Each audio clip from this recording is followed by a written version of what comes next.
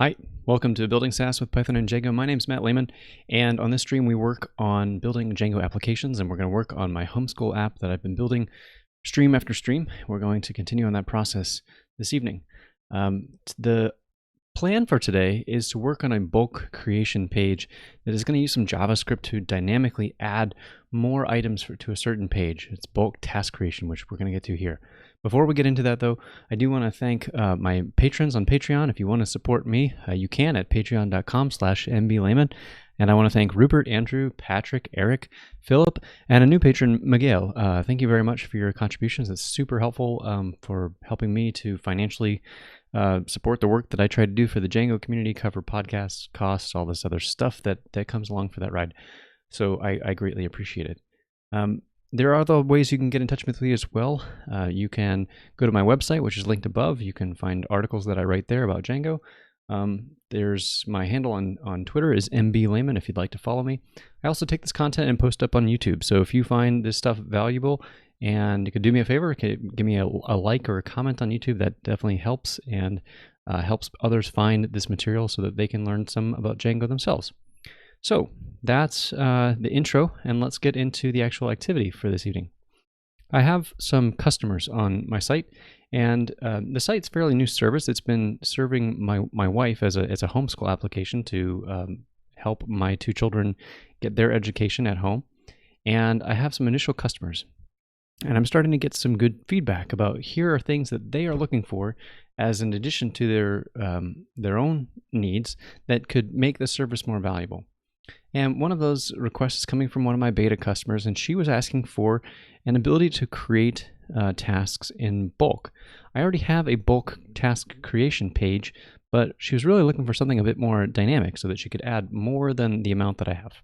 So what I'm going to do is I'm going to start by showing you what that feature looks like today so you can have an understanding of what the page is, and then we're going to talk about how we're going to extend that page to have the functionality that she's looking for. So I'm going to begin by starting up the web application server, and we'll go to this page and we'll navigate to the site. It's at homeschool, it's at port 5000, excuse me. And we can go to the dashboard, and oops, that's not what I meant. That's my like management dashboard. What we want to do is come to here, which most people don't see the other dashboard page. And we want to, well, rats. Last week I had a school year that was about to end, and it looks like it ended. And so in order to not waste time building a school, let's just extend this school year by another couple of months or so if it'll let us, because there's a maximum limit. So let's see if we can get it out to June and kick that down the road. No, they're starting to running out of runway, making a school year that's longer than 500 days. So, okay, bought myself another month, and then I'll really have to buckle down and figure out a way to quickly spin up a new test site. So, in a school year, there's an ability to create courses. This is all about managing a whole school and managing it per student.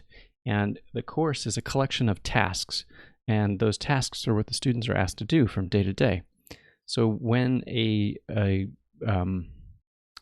user is building up a new course, they might get a course page that looks a little bit like this. It's a little busy. Probably need to clean this up later, but they can go, and the first thing they can do is add a task. And on the add a task page, you get this option of using a bulk create.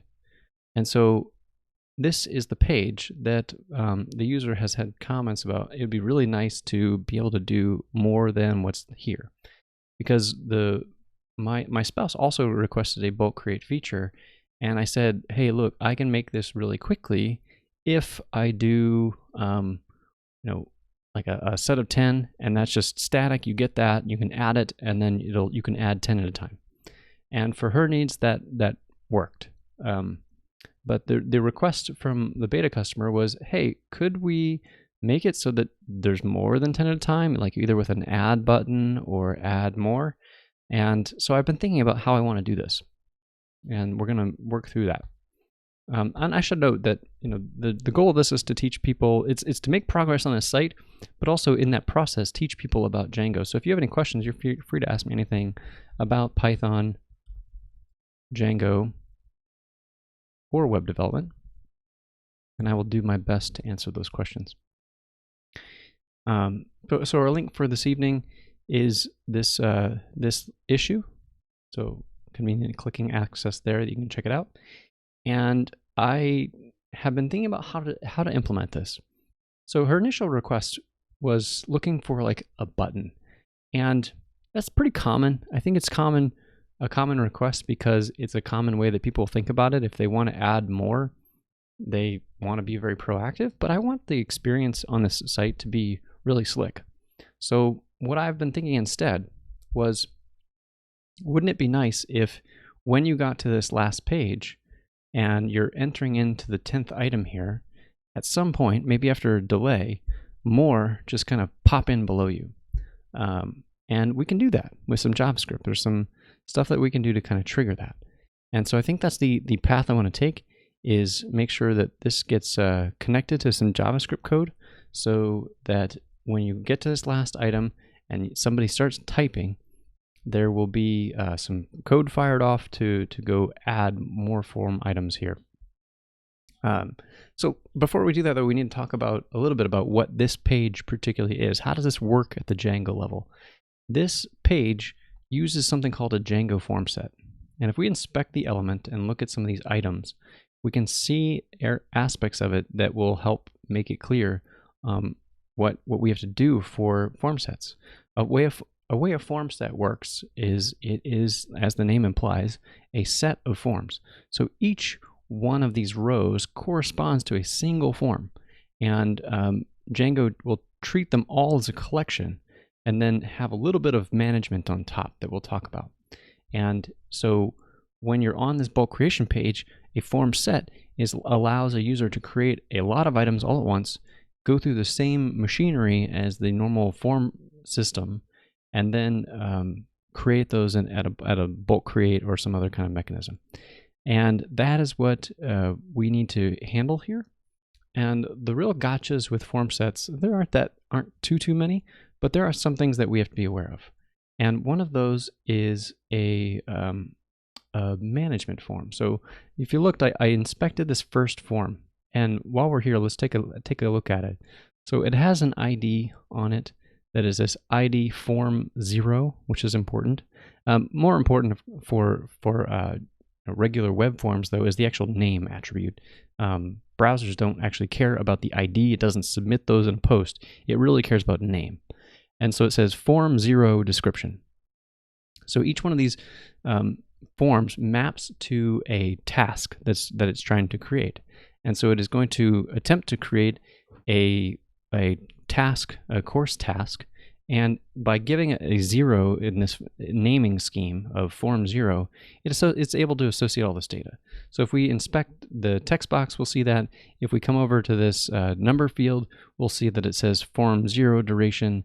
If we come to this graded box, it'll say form 0 graded, and then so on. So we come to the next one, and it's a 0 index thing, and it says form 1. There it is right there, form 1 description, and so on. You get the idea. So in order for Django to know how many forms to process, though, there is a hidden management form that is at the top. And so at the top of this template, before this first form field and before the titles and all that stuff, well, maybe I put it after, it doesn't really matter. You can see them as these hidden fields. One is the CSRF middleware token, that's a security feature, which we're not really going to dig into. So that's just something that has to be there. But you can see that there are a total number of forms, there's a maximum number of forms, and minimum number of forms, and initial, and so on. And so what we need to do is populate. If we're going to dynamically do this, we want to change this value right here. So there's a 10 here, because that's how many I chose to render on this page. So as we add more things to this, which we'll do with some JavaScript and some actually a library called htmx is my hope, we will have to also modify this total forms thing. If you don't do that, Django throws up an error and says, you've tried to submit more forms than I anticipated, and I don't know what you want to do, so no. So that's something that we have to be aware of in this process. So my flow for this issue that I think I've been thinking of in my head is, did I write it down here? I didn't. So these are a bunch of items that we'll have to consider, but let's sketch out in the issue what I think we need to do. So for the actual flow, in the template rendering, we want to make the last form special. The last form is the only one that we want to have go and actually populate more form fields. Like we wouldn't want to come in here and enter some data into this first form field and then have it like jump at the bottom. That's kind of a crummy experience. So that's not what I want to do. So we want to have that last form is special, and it's special because it needs some extra attributes. So what does that mean to be special there? We need to connect htmx, which is the JavaScript HTML markup library that we're going to use to actually do some requests. So this may not be the most efficient way, I'll say, to do this dynamic stuff. But I'm not using React, I'm not using Vue.js, I'm not using any of these. I'm trying to avoid bringing in a really heavy JavaScript toolchain to do some rich client interaction. htmx kind of exists in this nice middle ground that works pretty well with server-side rendered templates, which is what I'm doing. So what we'll do is we'll add some htmx stuff. And the flow that I have in my head is that when the person types in that last box, after they typed, it's going to trigger the htmx code, and that code is going to issue a GET request, and it's going to go to the server and say, give me another set of 5 forms, please. Well, it's not going to ask politely, it's a computer, but you get the idea. It's going to go get more data, and it'll be rendered HTML, and we'll process it in such a way so that the form attributes that I already highlighted, the form 0 description, form 1 description, and so on, will be properly configured based on some index that we provided. So we, by knowing at render time what the last form is, we can also know what the next form should be, or we'll handle the indexing one way or another. And so it will ask the server for another set of 5 things to add, or whatever number we pick. Maybe it's 10, I don't know, we'll play with it. And the browser or the server will return a response that says, okay, here's a fragment of HTML, drop this in there and insert it after that last form. So that's kind of the next step. So we have to have a view that will render more forms. So that's important. And I'll call it actually I'll call it an htmx view. There's not really such a thing, but it's going to be very specifically for htmx, so that'll help give some clarity of what that's all about. So this is going to render more forms as a partial, and the browser must insert that partial after the last form. Okay, so but there's that management form, there's that total element as well, and that's where we need to have a little bit of extra JavaScript code. So what I actually, before this stream this evening, I went and was doing research on the htmx documentation, which we're going to bring up, and I'm sure we're going to make heavy use of to get all the attributes right. And one of the things that htmx can do is that in that view response up here, that we can not only get the HTML partial data that we want to insert, but we can return some special response headers. And those response headers can actually trigger an event, a browser side event. The browser is really good at handling event kind of code, function callbacks, all this sort of stuff. And so we want the response to trigger a, I don't know, I'm not sure what to call it. Let's call it that stuff at the top that's hidden is the management form. So let's call it a management form update. That's sort of what needs to happen on the client side. And really that event, all it needs to change is we need to change the ID that says, hey, Terrible Goss, welcome back. Glad you're here. We need to change the event. Sorry, we need to take the event and change that hidden management attribute for total forms and update it for this new count. So if we've added 5 more forms to this bulk creation form, then we want to update the total from 10 to 15 if we're, the math checks out. Which is not a hard thing to do, but we got to wire up a little bit of JavaScript to make sure that works. Otherwise, Django will reject the entire thing. So this is the basic flow that I've had in my head for how we can do this dynamic bulk creation stuff in the app. I have a feeling there are a whole myriad of gotchas. There are probably a bunch of shortcuts that I took for actually building out this create view, this bulk creation page the first time that we'll have to correct. But this is the path that we're roughly going to follow. So that's my plan. All right. Hopefully that makes sense. If you have any questions about this, and maybe now is a good time to reintroduce htmx, because htmx is a pretty slick library. But it's not, I don't say it's super popular yet. I don't know. I think it's really cool. I hope it does become popular, because I think it's a really a nice way that to use JavaScript that doesn't involve a ton of JavaScript. And as someone who likes to spend his time in Django and Python, this is really appealing. So here's htmx in a nutshell. And the X part is it's a play on, let's take HTML and make it dynamic, which is what, I don't know. The X makes it edgy. I have no idea. But you can see, here's an example of here's a normal GET request. So an anchor tag can do if you give it an href, it'll go to /blog and do a GET request in the browser. That's just the default thing. If you have a form and you set method equal post and you hit submit, then you do a post request and send some data.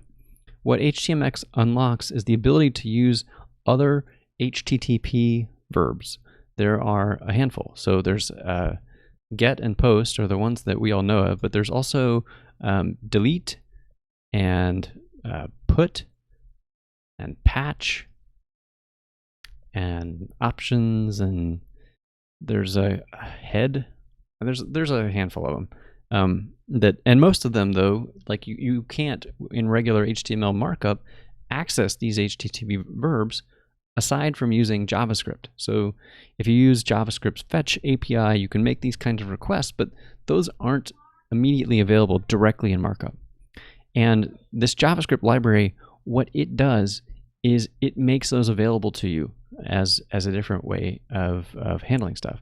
And it's not immediately obvious here, but this is an example of how this works. Is with some attribute markup, in this case an hx post, it's saying send a post request. Actually, he's got this, says it better here than I could say it.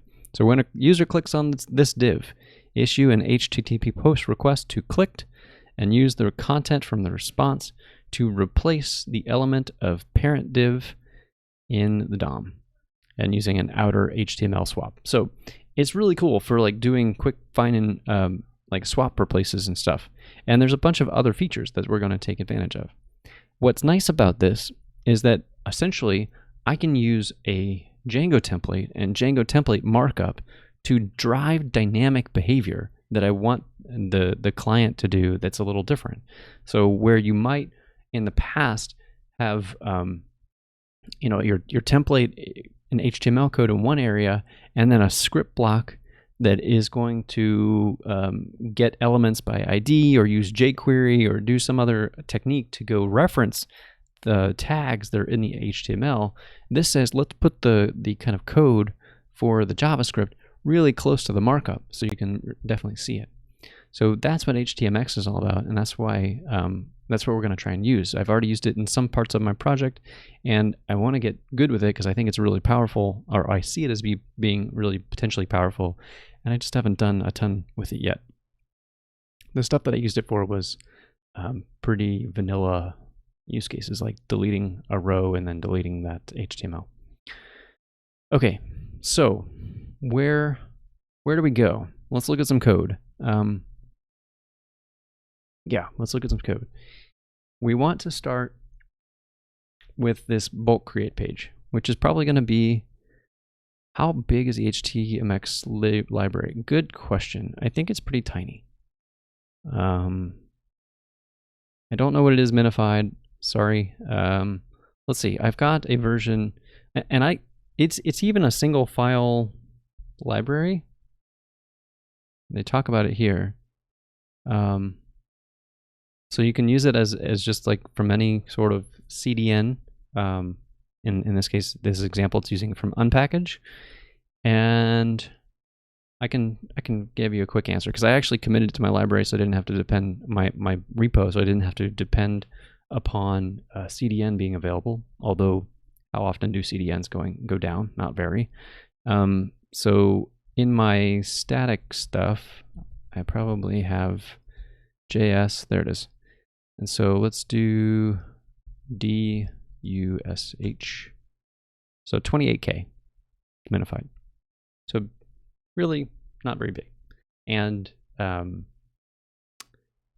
know, that's not compressed either. So that's pretty good. Yeah, good enough. I agree. So let's go find the bulk view that exists. Let's look at the template, see what I'm actually about to get myself into, because I have a feeling I did take a lot of shortcuts to do some of this stuff. Here's a bulk create page. How many?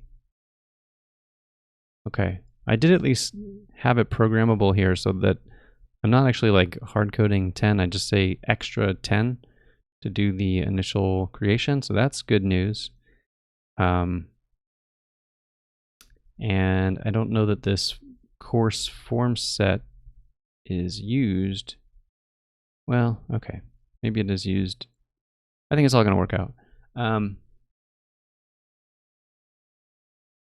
right, so there is a specific template, and this is where I have to think about, like, how much do I want to refactor to start?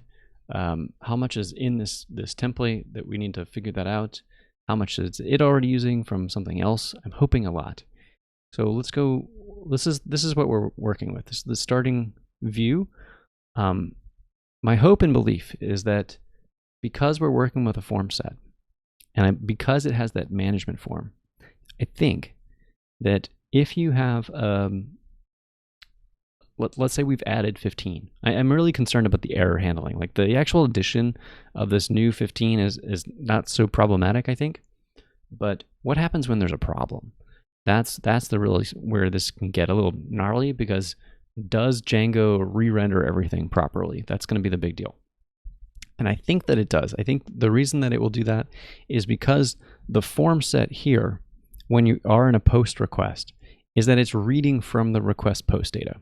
So if you have a valid post that has all the management data that says, I actually have 15 forms in here, not just 10, then it's going to ignore this extra attribute and basically create 15 bound forms in the form set. That's my belief, and that's what's going to make this tenable. If we had to do a bunch of extra manipulation in here, this would really get painful, I believe. So what we need to do then is not so much spend our focus on the view, which I think is good, and then really look at this template stuff to start. And as I said, a lot of this is going to be some htmx manipulation, and then wiring some things together there. So I probably want to see, can we do what? Can we create a view? Here's a starting point. Let's make it so that we can take that last form element and add the htmx on there. And with the htmx on there, it can request this other data. It's going to be a get request from a different view. And we can make a very dumb version of this view that just returns like nothing related to forms. It could be an h1 tag that just says hello world. I don't care. And we just want to prove that we get the htmx, that's hard for me to say, that we get all of that stuff working correctly. And then we can populate that partial with the actual data that we need to build. I think that's probably a good plan to like build this up slowly. So let's look at the course task bulk form. All right, course task form bulk. Man, that is a mouthful. And let's see what's in here. In fact, I think we can get rid of the views just for a moment. So it's not a very big template. We've got, and the bulk of it, so there's the button to add them here at the bottom. That's cool. There's already a little bit of, oh, that's interesting. I'm already doing, so there's some stuff in here that I didn't even realize that we have to pay attention to.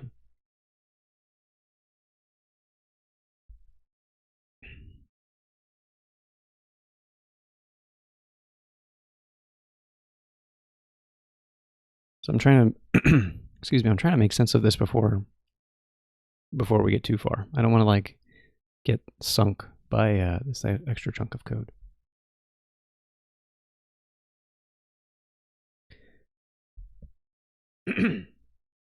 So it looks like I'm doing some stuff and actually trying to filter out the number of filled forms. But I don't know why that's required. I would think that Django would just ignore those unfilled ones. I don't know, either current me is misunderstanding how form sets work, or past me misunderstood how form sets work, and either way it would check it out. So maybe what we can do is test before we go anywhere. Let's test out this code to make sure it works as anticipate, and then we can possibly get rid of this code or this script block, or we'll have to factor it into what we do. So let's fire up the server again, come back to the page, and I think what I want to do is we'll refresh the page. And so the way that I've written that chunk of JavaScript is that it's looking for, is there nothing in that form field? And it's going to set the total forms based off of that value, and then do a submit. So it's dynamically modifying that management form already by changing the total forms. And I don't know that that's needed. Hopefully the processing just figures that out. But we will see. I presume I put it in there for a reason. So we're going to try, and I'm just going to make this work differently by temporarily fudging the get element by ID so it doesn't actually connect anything. So I'm just going to put some junk in front of that. And now if we refresh the page, it's not actually going to have that submit button. It should just be a regular standard submit without any JavaScript involved. So I'm going to try and say first, and then we're going to say last. And in this version of this things, the total forms is still going to be 10. I don't know what it's going to do. I'm hoping that it will just ignore those others. Ah, this is why. Okay. Well, this is how the cookie crumbled, I guess.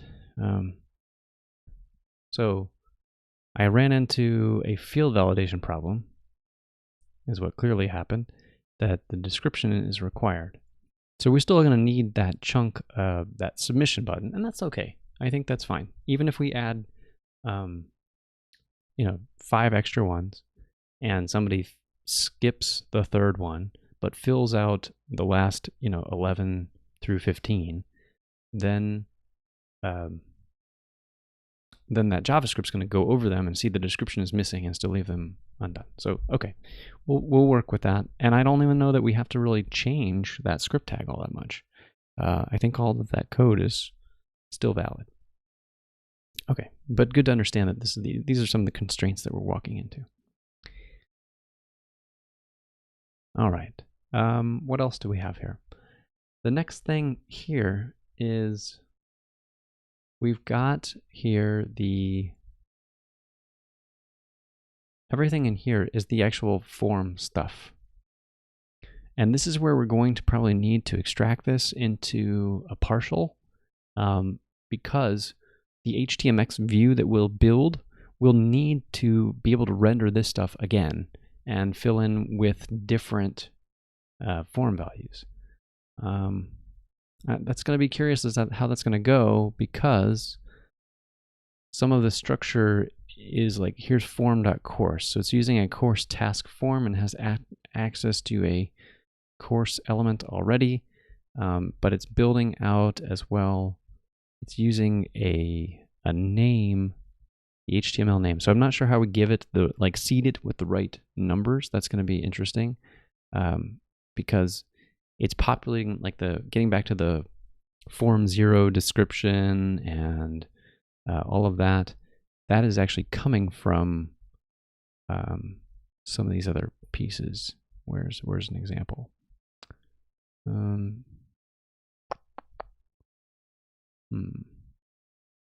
Where's description?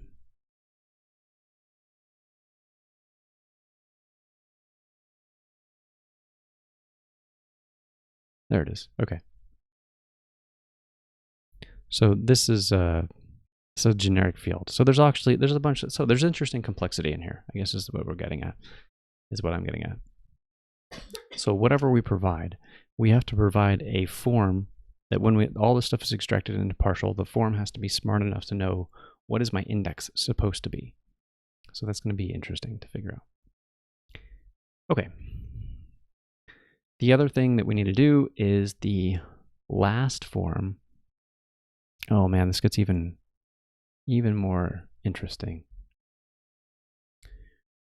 I am using a pretty generic field template that I've got.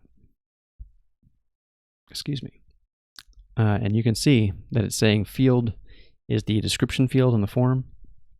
And there's some attributes that I'm passing into it. And so we can actually look at that. So we can say forms and then field. And so it's this special template just for this stuff. But what I was hoping to do was actually render this stuff, render the htmx into this field, into, frankly, probably this one of these inputs. I don't know which one. Text area. So that's actually quite difficult to do, because what do I really need to pass in here? I could make it so that a field had all sorts of extra attributes, and maybe this is the way that I want to go. So if we want to use, for all the things that we'll need, what will we need? Well, maybe we can sketch out what that will be. So we're going to do an hx get, and so there's going to be a value for that get. So an hx get with a URL, and we need a trigger value, and the trigger value is going to be something like, in htmx terms, it's going to be something like once with changed, and then a delay of like 1 second or something like that. And what that will do is it will trigger the get request, but it'll only do it one time. So the event will only be bound once, and then it will not happen again, and it will happen after a delay. So there you go. And then there's the hx target, which is where is the content going to go. But all this stuff is starting to add up, like, to quite a bit of complexity, because that field is supposed to be generic. And if I add in hx attributes, like, let's say, coming down to the form field, let's imagine that we did this with this generic form field, and we go to this include and we say hx get, and then we provide a URL. And we could do that, and some URL would go here. The problem with this approach is that this field is meant to be servicing a bunch of different types. So do we put the hx get on text area, or do we put it on input, or do we put it on this other input? And so to truly make it generic and work for all the stuff in the system, I think I'd have to put it everywhere. So that stinks, frankly. But it might just be the way to do this, because this field include is the way that I'm keeping the entire site consistent whenever some of these fields are included. So even though the complexity, it makes this particular template complex and gnarly, frankly, but it does add the uniformity that I need for the site. Otherwise, I'm going to be adding kind of off by one templates that are similar to this stuff, but not quite the same. And there's a lot of things that have been fixed in this one template, like you can see field values and safe escaping and autofocus, and there's just a bunch of things that have been incorporated into this. So, well, stinker. That's a lot more than I anticipated. So maybe that should give me pause of maybe this isn't the right way to do it. Perhaps I should be thinking of other choices besides htmx, because this chunk of markup is already pretty complicated, and there's not great ways to feed that into a Django include tag. So it's going to make what would be very linear or could be very vertical in the markup language and readable would all have to fit into this one long flat include line in the Django template, and that starts to be not so great. I'm trying to think if there is a way around this. So I know in some markup languages there's kind of a way to say, and even in Django in some places, you can do something like, and I don't think include is one, but we can pretend. You can do something like end and then the tag. And then what you can do is that anything that you put in here would go inside of the template or the tag that you're trying to render. And so there could be an outlet that says, hey, I have an hx block or something like that could take any of that content. And I'm trying to remember if the template tag system in Django allows for that, what that would look like. So let's go take a look, because I honestly just don't remember custom tags that enough.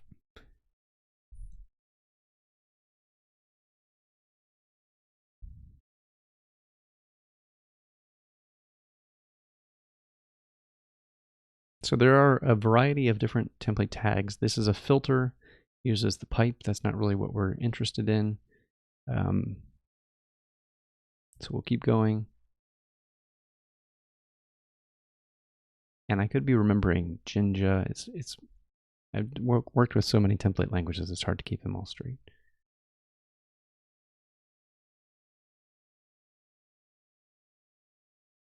So a simple tag is like just a replacement. So you call it, and it pops in a string value. It's not what we want. And here's a custom tag so it's taking a bunch of parameters and it gives you the value. Here's an include tag. So this is a way to do like a partial chunk.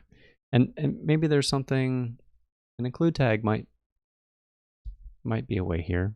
Or we could also consider making a totally custom tag just for this kind of work, like an hx tag.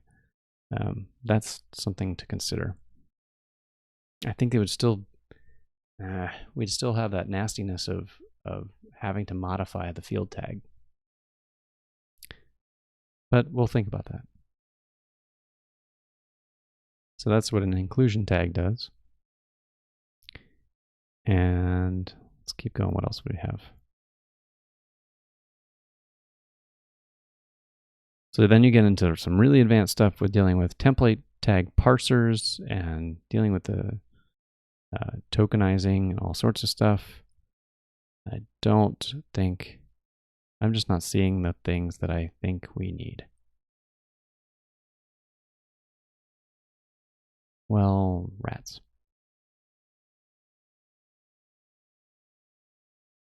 All right, let's think about an include tag. So what if we did revisit this field, that field template? Let's go back to that for a second. What if we made a special tag that was an include tag that took a field element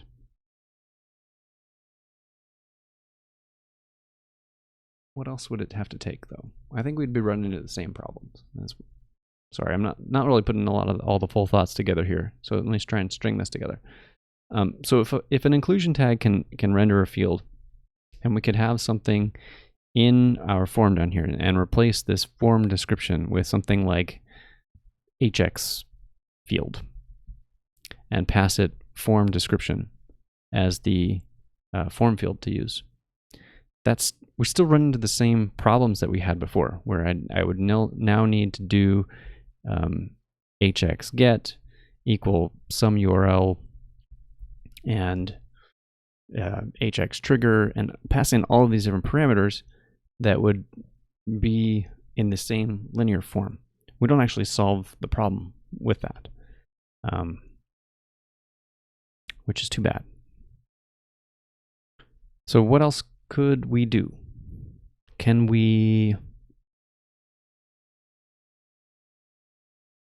like wrap.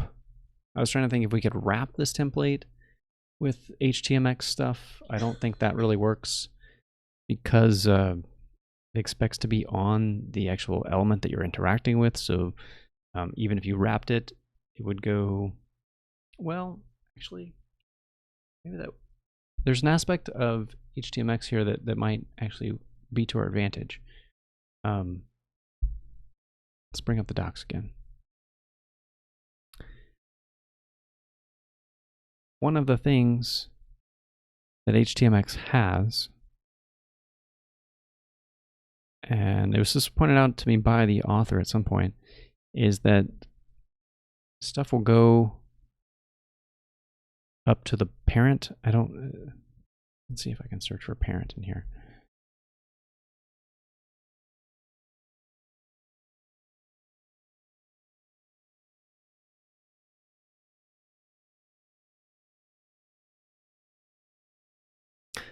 So if you include an htmx thing and it requires some of these other attributes, you can get those other attributes from a parent element.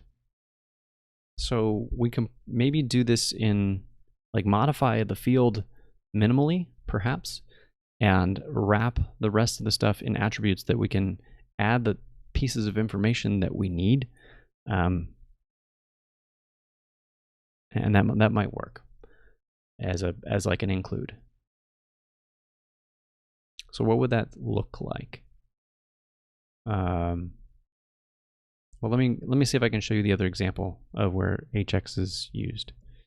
So we can get rid of that silly example that we have, and we're going to search for hx in the stuff that we've got. And I think what was pointed out to me by the author is, like, here I've got something that's saying hx delete, and there, I believe there's a wrapping. Well, no, I left it in here. In my dialogue with the author of this library, who I talked to briefly on Twitter, so it was a Twitter conversation for whatever that's worth, he pointed out, or the author pointed out, I actually don't know if it's a guy or a girl, or anywhere in between. And the person pointed out that these attributes can be moved up to a parent element, as I just said. So as long as we have some kind of something in there, like an hx get or something, then if there's more information that seems to be missing, like the target and some of these other attributes, we could get that from a wrapper div that has that defined. So what we could do, perhaps, is to say, go back to this form, and then modify. We'll still need to modify the field template to include an hx somewhere. So we could do something like hx get, like this is the text area, so all of this stuff is, we could do something like if hx get, then we put in an hx get attribute with whatever the value of hx get was. Like, I think does it have to be quoted? Yeah. And then hx get. So that solves the problem of like being able to say get something. And then the problem is like I don't want to complicate this form with a bunch of other things. So this is where in this description stuff we could wrap, well, it already has a div wrapper around it. We could say here, like add the extra stuff that we need. So what's the hx trigger? And I think that htmx will look at this parent and see, okay, here's all the other attributes that I need to have defined to know what to do with this get request. So I think that could work. And it seems like the least invasive way to go. So I'm feeling pretty good about that. So let's try that. This project is turning out to be way more complicated than I anticipated, but hey, that's what happens.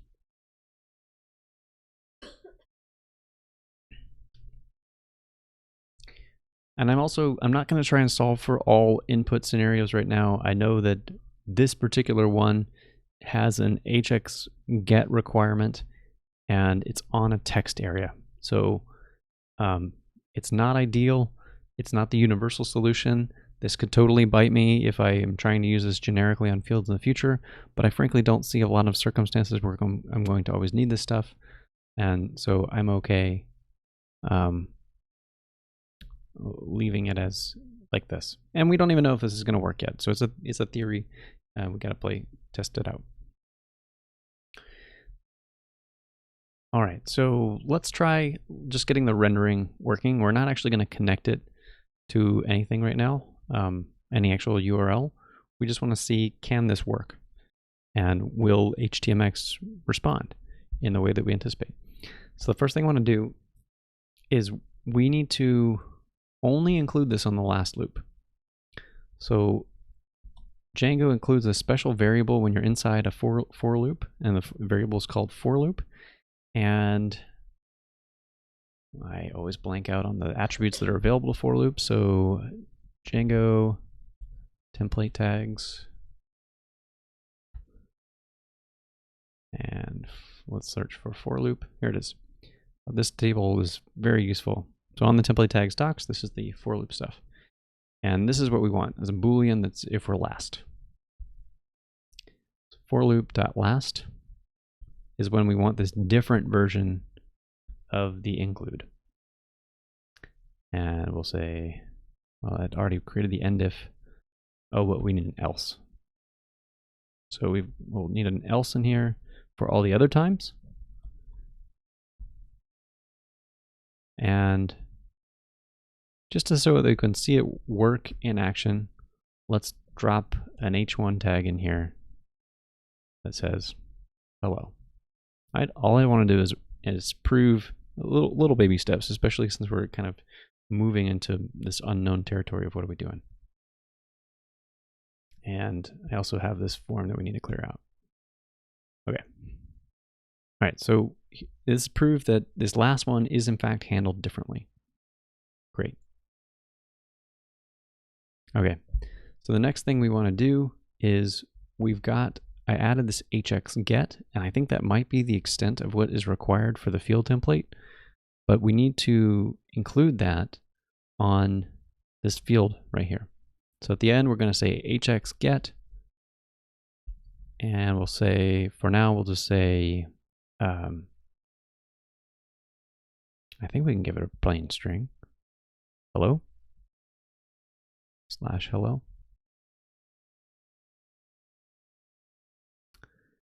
like that.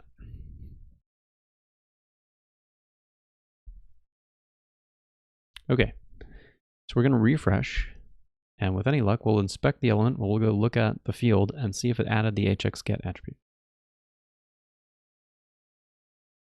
So let's click in here and inspect, and there it is, hxget, hello. And I think that the text area will fire off that hx call if there is any change to it. I think that's default behavior for text. So we'll try this, or maybe it's a focus loss. There it is. All right, cool. Oh, look at that. That's fascinating. It also put in a query string argument. Very interesting. Okay. Not what I anticipated, but hey. So, but it proves that htmx is working.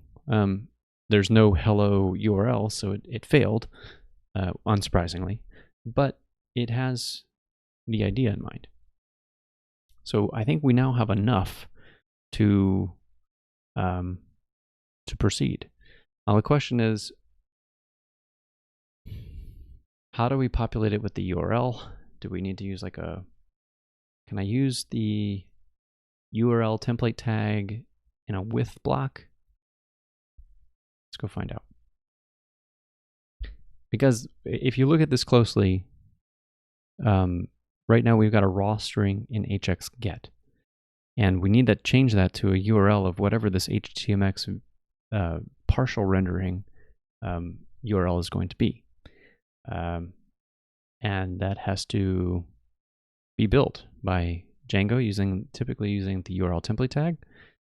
We could inject it into the context from this view itself, but that gets kind of messy, especially when it comes down to rendering the partial again.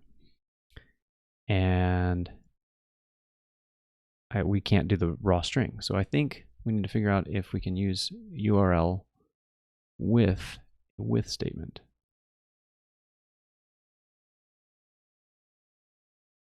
There it is. Okay. So you can assign it. You can use the as keyword. Cool. So our next step is to create this dummy view that has a little bit of content, and let us get it as far as we want to put that after the after the last form row. So that's this row right here. We're gonna have to give that, probably have to give that an ID. Yeah, there's gonna be little fiddly bits in here that we'll have to deal with. But I am pleased that this strategy does seem like it's going to work. We still have to prove out that one thing, that parent attributes can be the source of all the other information about where to do like triggers and targets and all this other stuff. But I have no reason to doubt the author that that will happen. So I think we can close the field stuff for now. And we can go back to the courses views. And then here's where, what's this going to be? This is going to be a template view. And well, we can just use a regular view. There's no reason to make it a class-based view. It's not going to be complicated. We'll need to do probably a lot of the same stuff that's already here. I think the previous task is only used by this bulk page. So yeah, let's not, I'm getting ahead of myself again. Apologies. So what do we call this thing? What have I called them in the past? Did I give it htmx in the name?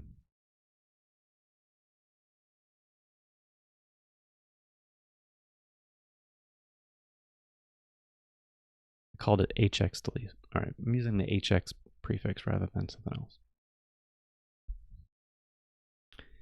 So we'll say course. What is this thing? Let's just be truly as descriptive as possible. Get course task bulk hx. That's pretty close. And let's make it happy here. All right. And so we need to return a response that is actually a template chunk. And so we're going to pass it the request. We're going to pass it the actual template thing that we want to build, which we don't have yet. So we'll say course task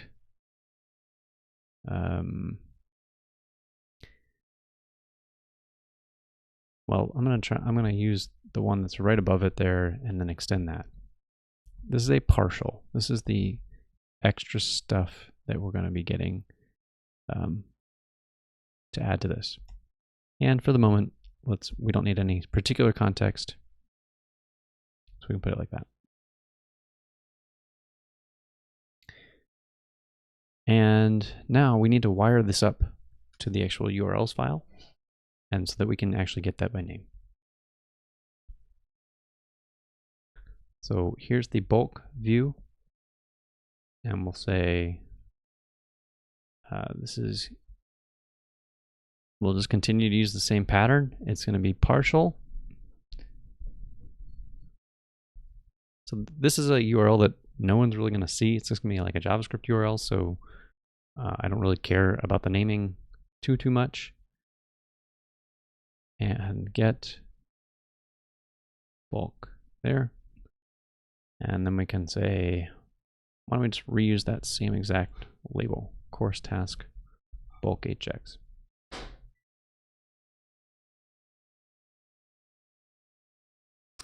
Or, no, that's too much. Task. Again, let's use the same kind of convention as above. So we've got task create bulk hx. And that takes a UUID, and that UUID corresponds to a course. So now we can return to our bulk form, and we can go to this last loop, and we can say URL, and we'll pass it courses and what did I just call it? Task bulk hx, task create bulk hx. Grief, it's terrible. Bulk hx, and give it the course UUID. And we want to say as bulk create partial URL.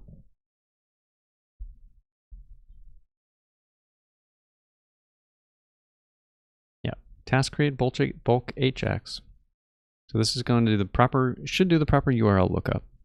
And then now if we come down in here and go to hx get and replace it with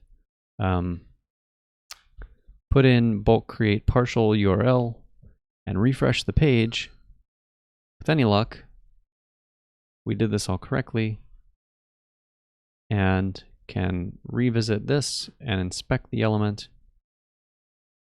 And here we go. Now we've got this hx get with courses and then some UUID and tasks bulk partial. Cool. I think that's a start. Now if we try and here, let's actually try to see what happens, so this is now going to work, but what you'll see is that this should actually 500 because that template doesn't exist. So we get an internal server error, and I'm sure if we look at the response as Django is rendering a response, it's not the reason I thought. There's a UUID on the view that I didn't pass in. So let's return to the view, and bulk. So we want to come here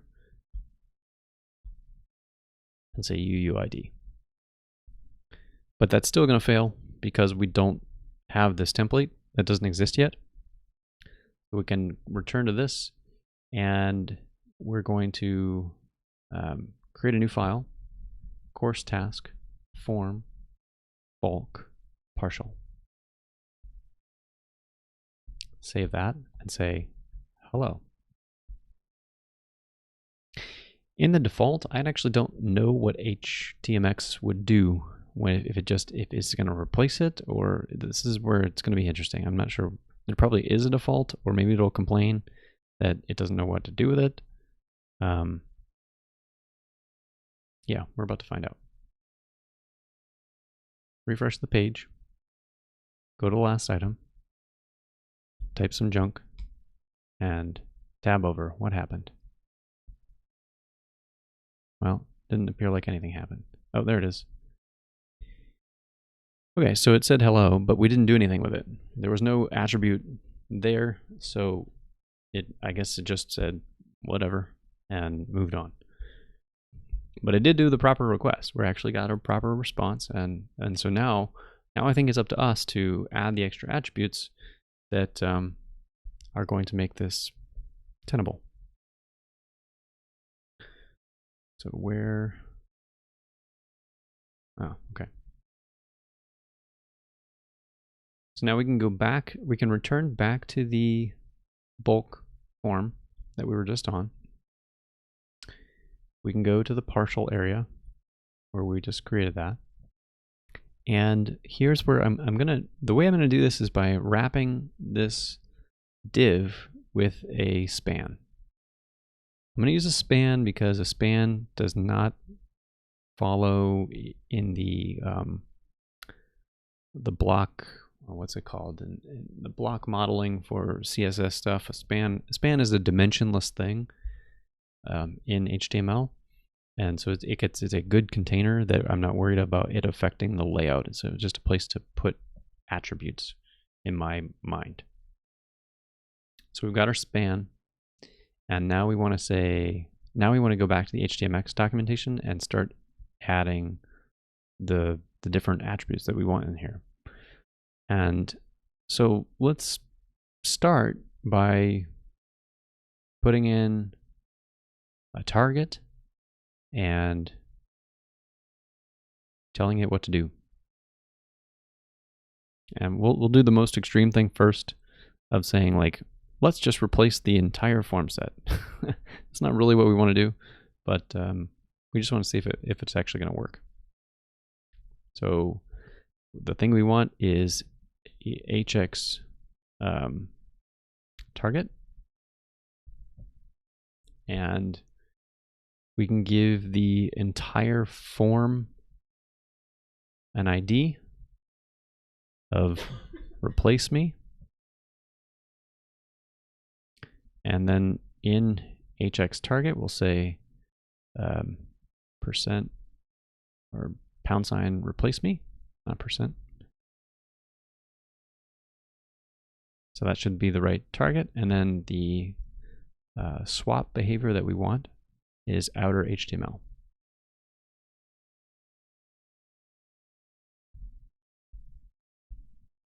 Okay. This is just trying to prove that parent behavior works as we expect.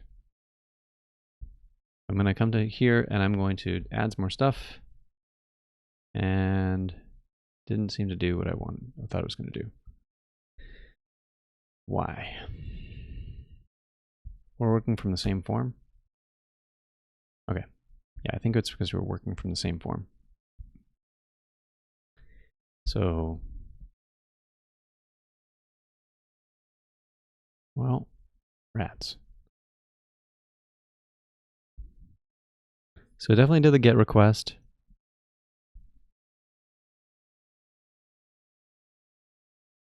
Why did it not go?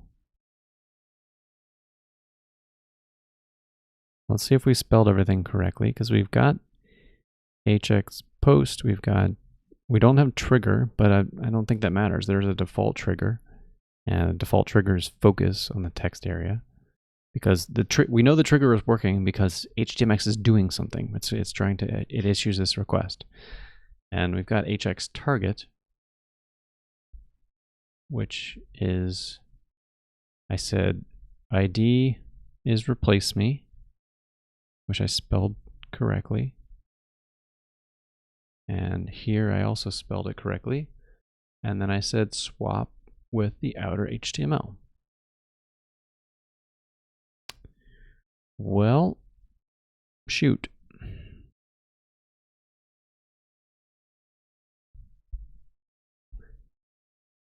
All right, let's try.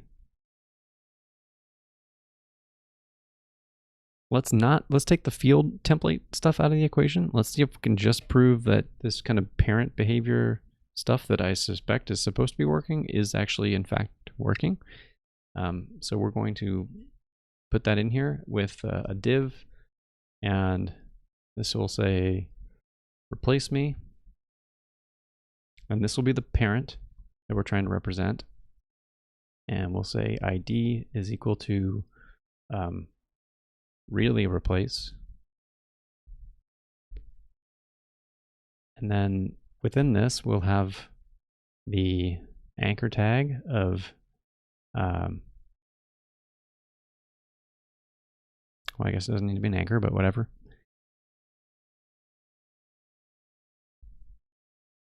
hx get.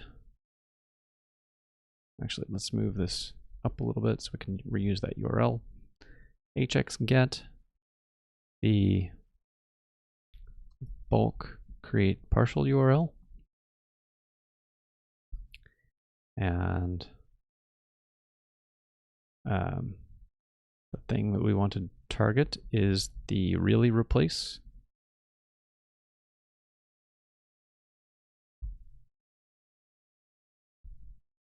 I want to make sure that I have a working understanding of what this is supposed to do, because it seemed like what we tried should have worked.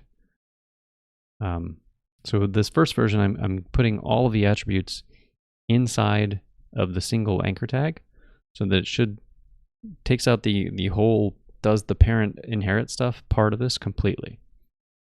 The default trigger is click, so we're going to say click me, and then we'll say div.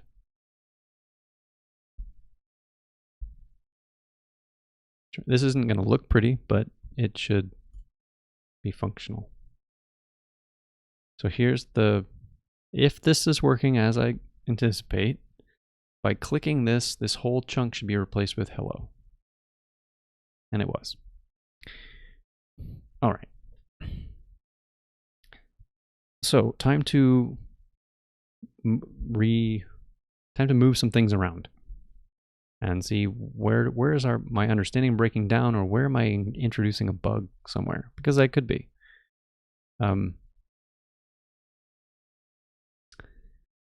So we have really replace, and really replaces the target.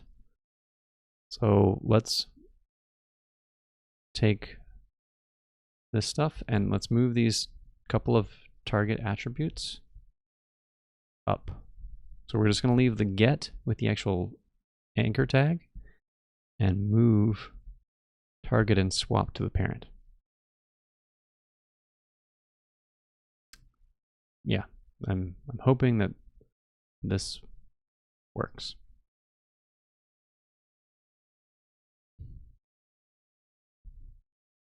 Reload the page. Back to replace me. If I click this, it still replaces. Okay. So what if I say, instead of really replace, let's replace the whole flex row by switching it to replace me, which is what we're trying to do.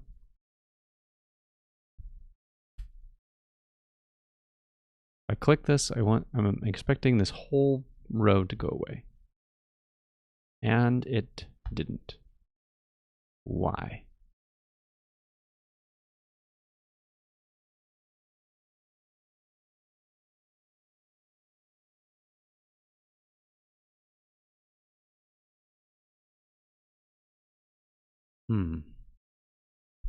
So we hit the problem. And we can trigger this multiple times. So here's the response. Why did it not replace the form?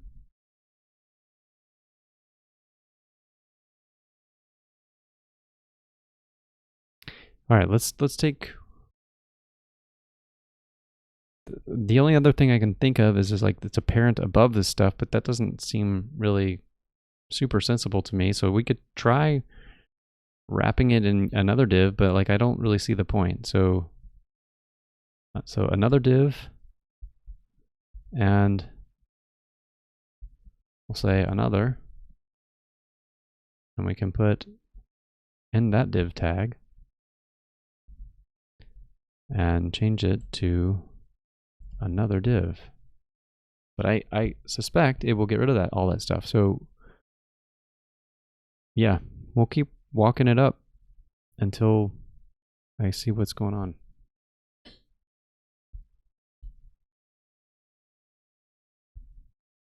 Okay, could definitely replace all of that stuff.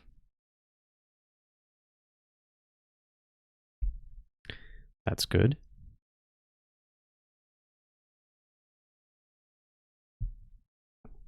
Let's move.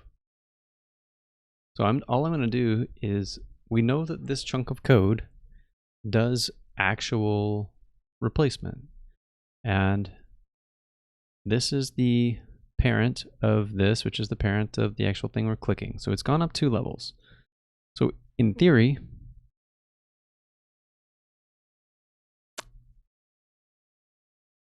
I know what it did.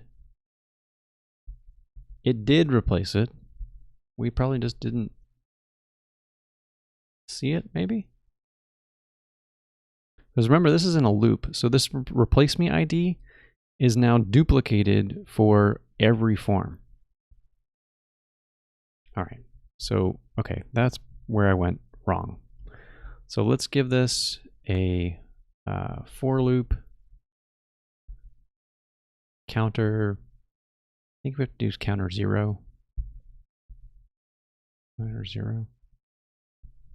If we want to match that particular form right now, we can use counter 0. It probably doesn't really matter. But okay, so now we have replace me with a index attached to it.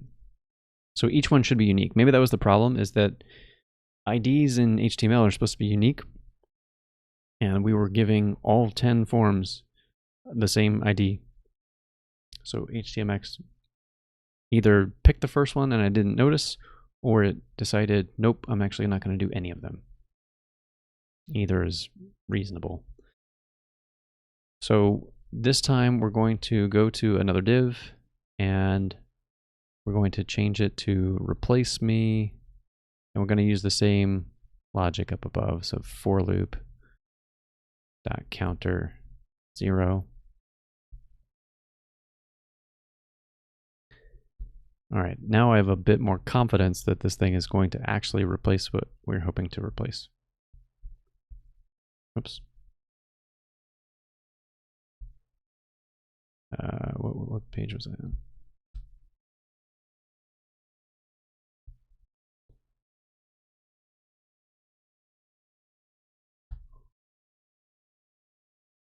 Okay, I definitely got rid of something. Something happened, but I don't know exactly what. It cleared out. Clearly, it got rid of something in this equation.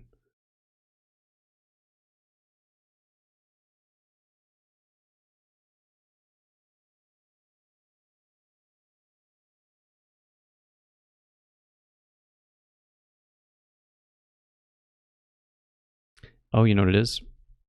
These divs Well, no, that should be for the whole row. What happened?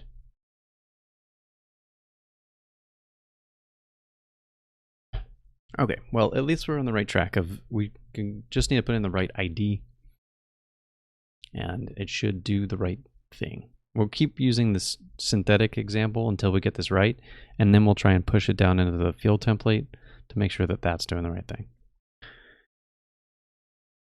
And let's close this for a minute. We don't really actually need this. We just want, let's get some more real estate so we actually see what we're doing.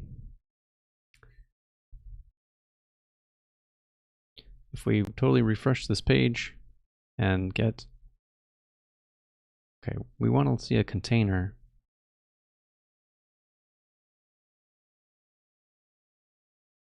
All right, here's replace me 9. Interestingly, this thing that we have right here is not including the counter, the number, or the checkbox.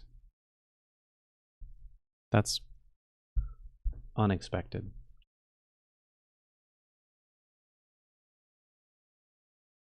I would figure that would be for the whole row. That's very surprising. So it could be that my markup is also quietly incorrect here, and these other elements are just happen to be setting on this page appropriately.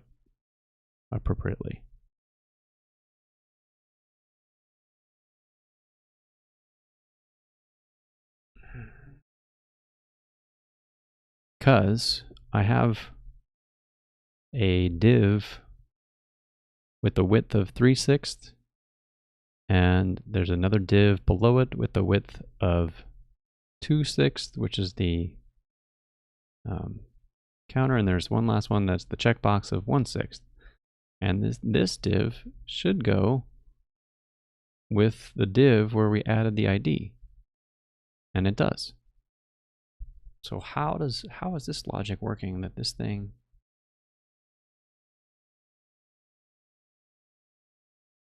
Why is this stuff sitting outside? I must have messed this up when I'm doing this last logic, because all of the rest of the, like you can see, that's right. All right. Fine. What's going on? Oh, here it is. I have 2 closing divs. Okay. Okay. Inspect this again. Now it's got everything. Now if we click this, the whole thing should go away. Yeah, whole thing went away, was replaced with hello. Cool.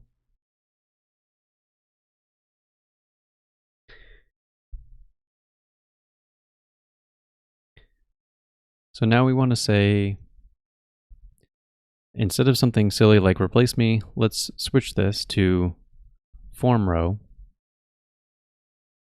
That's much more reasonable to say.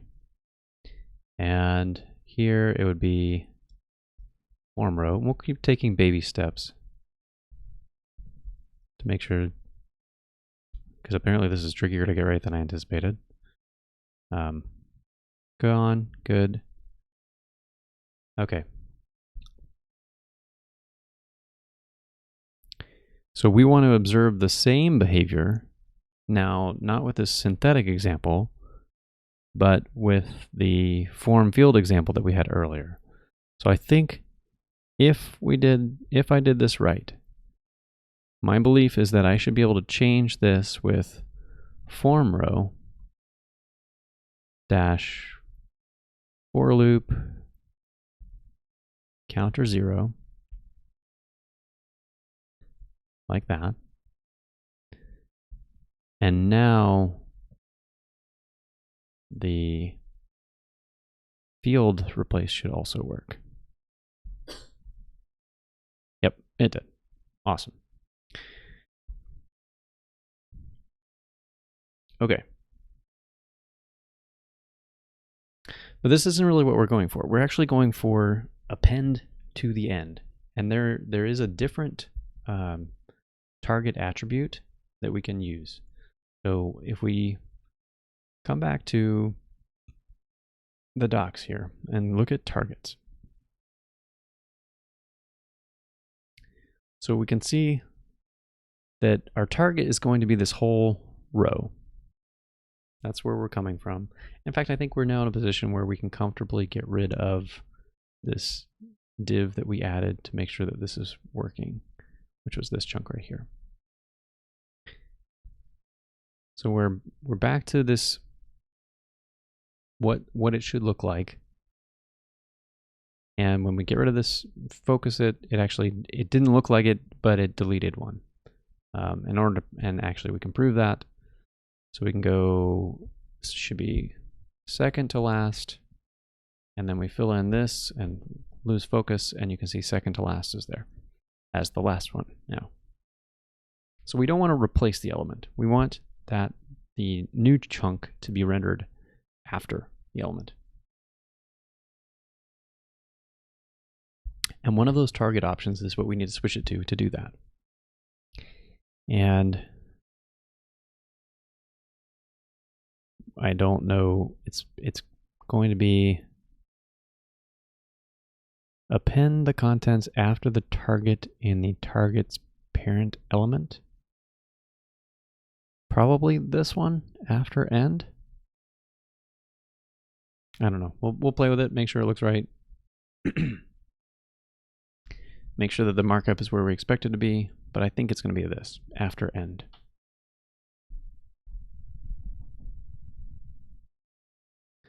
Come back here, refresh.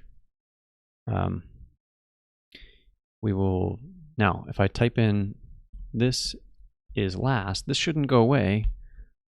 We got hello here, and let's inspect this. Where did it get put where we want it to be? If the answer should be after, this thing should have been put after the form.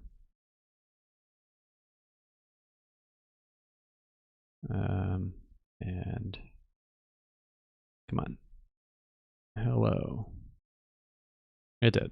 So it's just, it doesn't look like it, or it doesn't seem to fit very well, but it is exactly where I want it to be. Like, so imagine, you know, this partial is going to be rendering, say, 5 of these forms.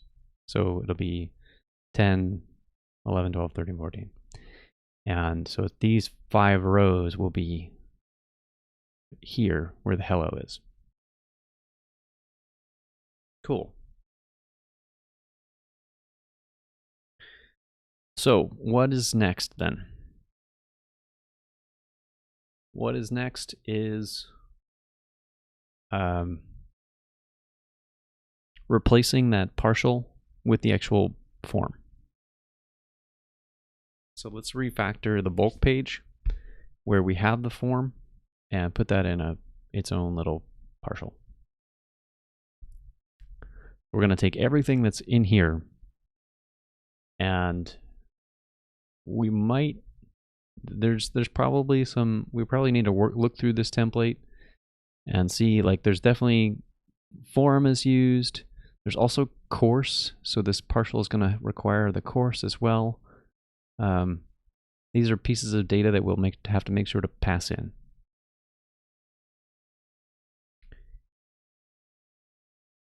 And you don't technically have to do that.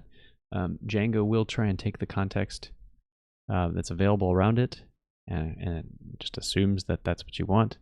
But I'd rather be explicit to show that this is what the include requires. And so I'm looking through this. We've got, it's definitely using the form. It's using the course. I'm just trying to look through the rest of this template quickly and see if I can see anything else. There's also, is grade levels coming from the template? Ah, shoot. All right, let's go back to the view and see what else is in the context. So there's more stuff in this than is desirable, but you can't really avoid that. I think we're going to need, we don't need form set, we need form, but we do need course and we do need grade level.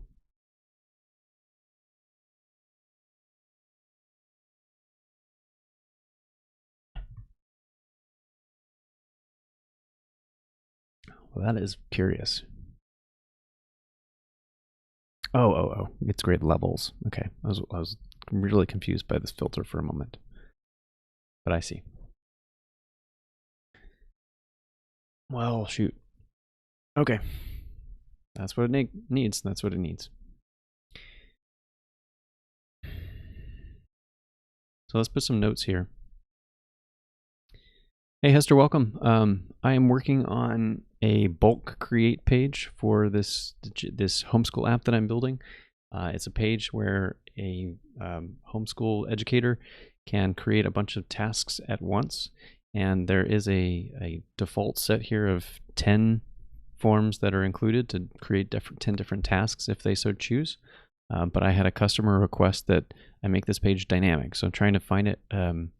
Well, they were actually requesting for an add button, like of giving more tasks. But I want to make the user experience really slick, so that when they're in this last box and typing, that it just automatically adds more forms as they need them, so that they can submit a whole bunch of forms at once if they want. So that's what I'm working on. So the new view is going to need, so we have to get course for the context. We have to get the form for the context.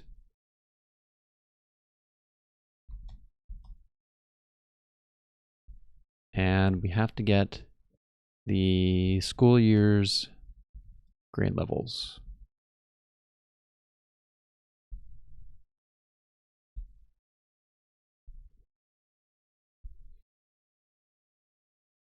All of those things go into this chunk of stuff that is rendering this row of data for this bulk form. And in fact, that's probably the best name for it, bulk form. Oh man, there's also this counter that's going to be coming into play. So we're going to have to add in the for loop counter. So we're going to need a form number.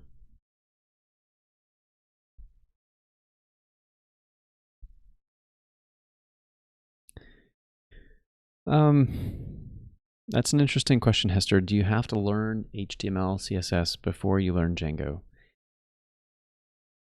To a degree, probably. I mean, there's plenty of things you can do with Django, and you could make... I'll caveat that. So I don't think you have to learn CSS. CSS can make a website pretty and adds all the styling and stuff. That's not a strict requirement before learning Django.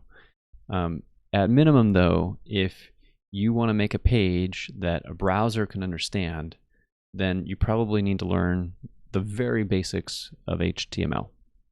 And you need to learn about the HTML tags, the head tag, the body tag, and like paragraphs and little bits like that. That would be enough to slap together some presentation of data.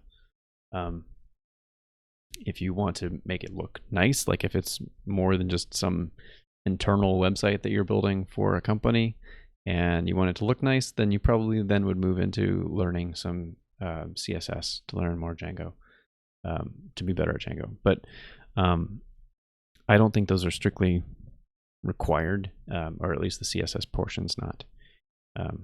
So there you go. There's my thoughts on that. All right, so I also said we needed the partial, we'll need a form number, I guess. Which is going to be, which I knew was going to be needed anyway. So if we're rendering these forms, oh no, I know.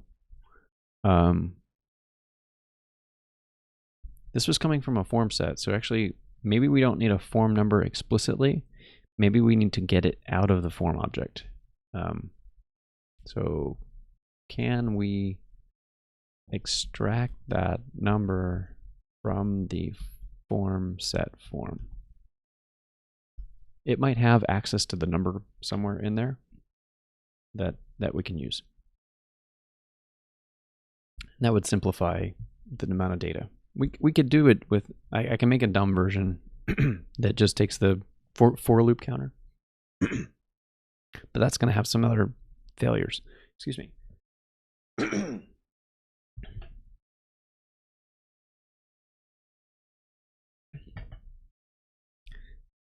So I think what I want to do now, I want to get that frog out of my throat is what I want to do, and then we'll do the actual HTML extraction.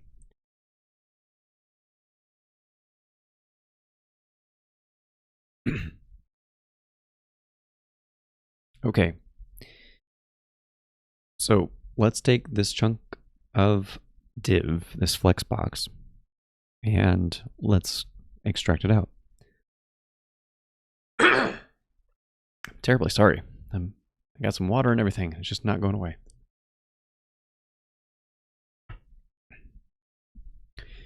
Okay, feeling better. So we need the course task. I don't want to confuse this because there's already the form bulk here. And so I don't want to create, if I just reverse that name and called it the bulk form, which is kind of what it is, that would be mega confusing of what is this? And then we also have this partial, which is the set of forms. So we're running out of names. So this is the name that I would want to use is the course task bulk form. That would be the name that I would desire, but the view uses that for the whole collection, the whole page. So how else could I modify? I could say this single, which seems really weird when you're saying bulk. Course task bulk single form. I don't know. I'm not wild about that name, but I'm running out of brain cells, I guess, to figure out better names. So let's go back to that template, the bulk template. Let's go to the area where we were just at, and let's take all of this tag, and for now, let's go back into the thing we just created, the bulk single form, and paste it all in. Okay. So we have a new chunk of code, and it's expecting stuff that, like, if we don't use this just right now, it will blow up. And the reason that it'll blow up is that it's going to blow up if the for loop, if it's not running inside the context of a for loop, it's not going to like that. Yeah, that's going to be a problem at some other point. So let's do this. We'll come back to this bulk page, and now we should be able to go to the same area, this form set. And what I'm going to do is I'm going to switch it with an include, and we'll say courses, and then, oh gosh, what did I just call it? Course task bulk single form, or did I say bulk form single? I don't know. And with course with form equal form.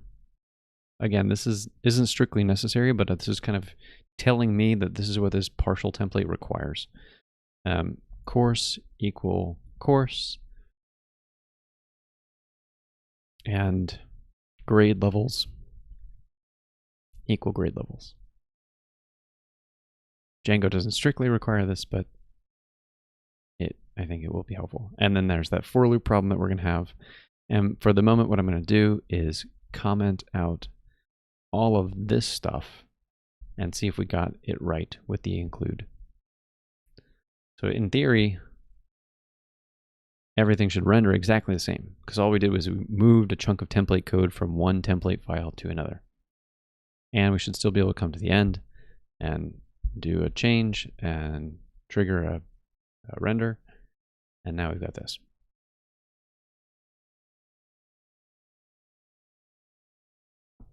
Okay, so here's where we can now take this same line and we can put that in the partial where we've got this hello. Now, none of this form and course and grade levels, those don't exist. So I actually don't know if I think Django will just, well, I actually don't know what it'll do. We'll see. Let's find out.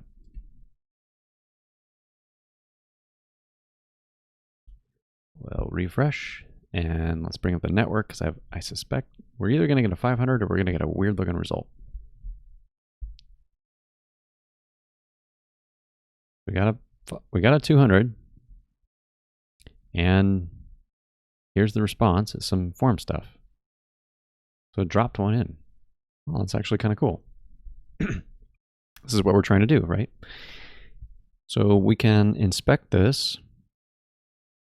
We can see what's in here. It has a lot of blanks where I would expect there to be blanks. So it's a form row, but you can see there's no number here. So it didn't know. What did it not know right off the bat? Let's go to the single form and take a look. So it had no idea what the for loop counter was. It doesn't know it's in a for loop.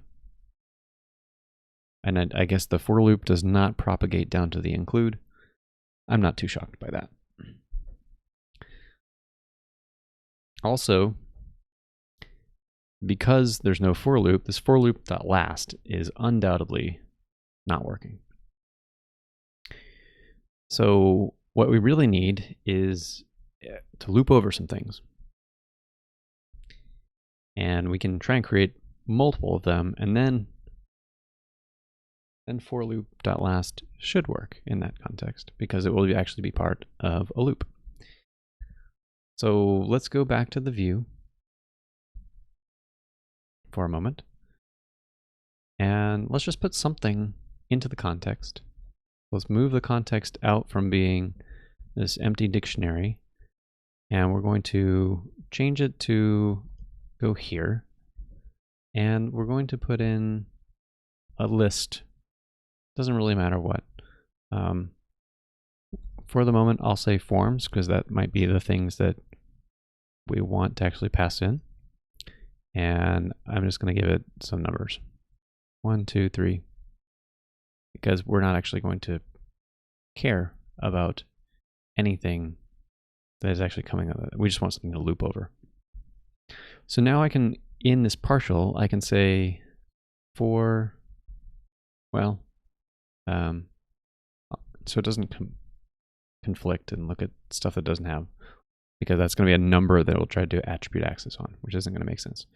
So for fake form in forms, this is just giving us something to loop over. And now we can put that include. Okay. We can return to this page and refresh, come down to the bottom. And now, if all goes according to plan, once we change this and lose focus here, then it should populate, boom, it added 3 more. That is curious. I wonder if that's, so there's some side effects to this that maybe I didn't anticipate, is we're at the bottom. So somebody's going to type. They're going to get to the bottom, and they're going to type here, and the page is going to jump on them.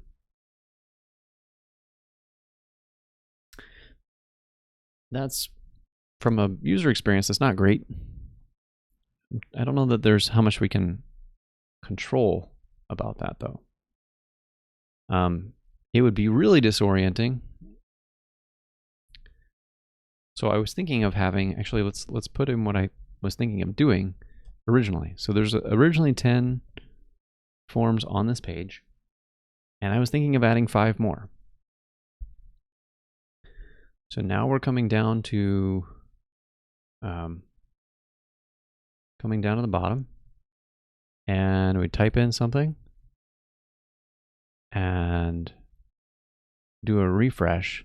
Look at that. It almost completely, like if I had done even one more, I think people would have been pretty upset because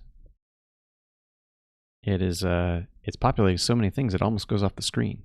Like if it had gone just a little bit more and you were typing and frankly, like right now it's working on change, but I was thinking of just doing this on like once the user was typing. Actually, maybe I can go ahead and program that in and should just show it. This probably would make a better demonstration. Let's go back to that single form. And so we didn't put a trigger in here. And so the trigger on a text area is when it loses focus. So when you type and you go somewhere else, then it fires. So what I really want as the trigger is to use hx trigger, and I want it to be a one-time thing. So that you can say once. Let's go back to triggers.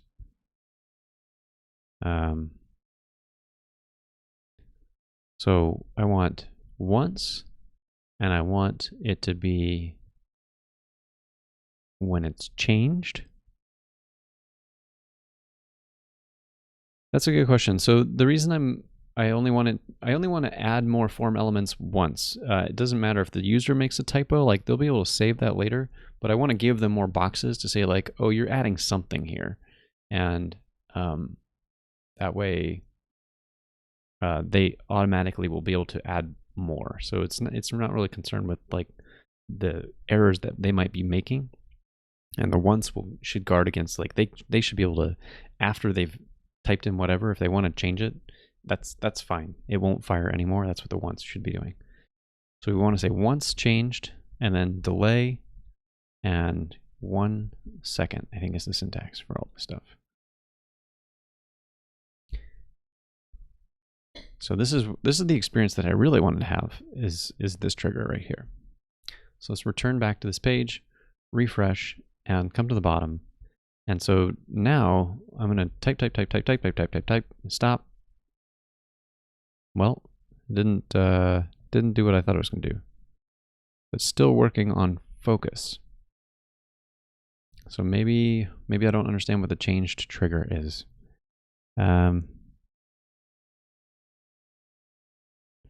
Triggers. Where are the triggers? This is the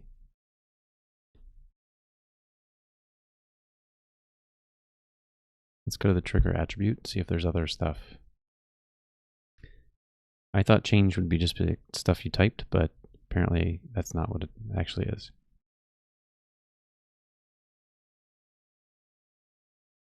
Maybe we want key up.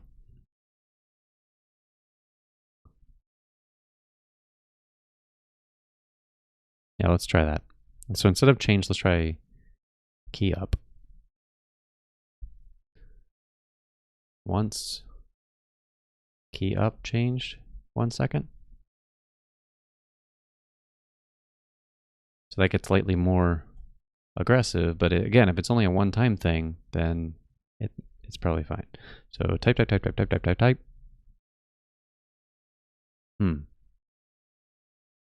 Still not what I anticipated. Still only like after it's losing mouse focus. What am I getting wrong?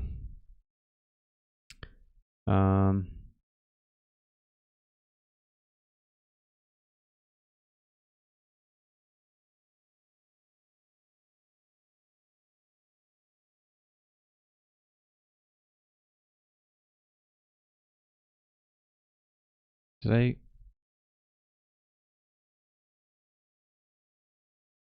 Okay, changed is definitely the thing we want.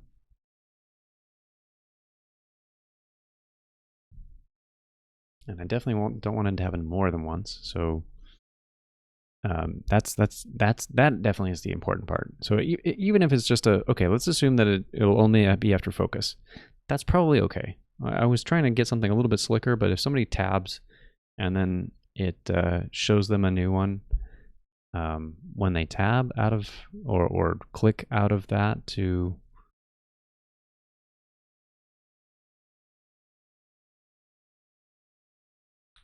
yeah, there are some downsides to that. I was hoping to get this because let's look at the page. The only thing that is required for some of these is this description, and then this number. These aren't filled in with data yet, but they will be. So these will be filled in with a number, and there'll be a checkbox here in the final version. And they shouldn't have to do anything for those necessarily. It's like a default value. So they may get here and they may be like, this is my last task. I'm finally done. And they just want to click the button. And what I don't want to have happen is like they come out and scroll down and this box still had focus, and then they click and then have some AJAX call happen and a bunch of forms appear right before they click submit and see how stuff happen. That seems like it could be very jarring if it did happen, and it would be like a race condition, which is why I was hoping that it would trigger on the key up. So it's not like waiting for them to lose focus on the text area. It's more like they're just done typing stuff and they're like reaching for their mouse, and in that process, or reaching for their trackpad or whatever it is. So that's why I'm a little disappointed that this doesn't seem to be what I expected. So how about if I take out changed and just have key up?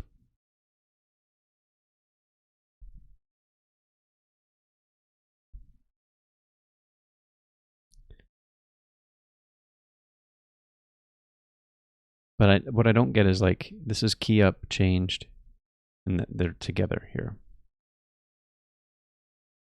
And I don't feel like I see a full list of events. Oh well. Okay. So we've got I've got this version with just key up. It's not changed anymore.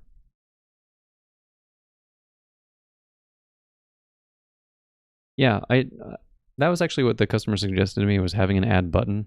But I didn't want to have to have this like intervention process. So I'm trying to be slicker than even what the customer was asking for. And I'm hoping to just offer a really smooth, elegant experience. But if I can't deliver it, maybe the more reasonable thing is to have the button to say like, give me 5 more.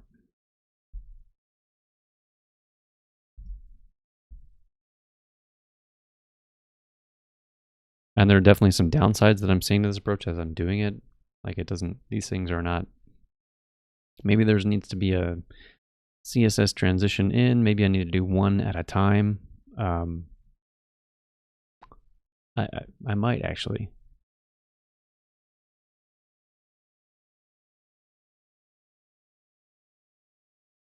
Yeah, I definitely don't want to give them like, how many more do you want? Because I don't want to have a bunch of numbers and things that they have to insert, and like, if it's something that's meant to be an optional feature, and I think that would, my personal taste is that's not my desire there. But I respect that you would like that design.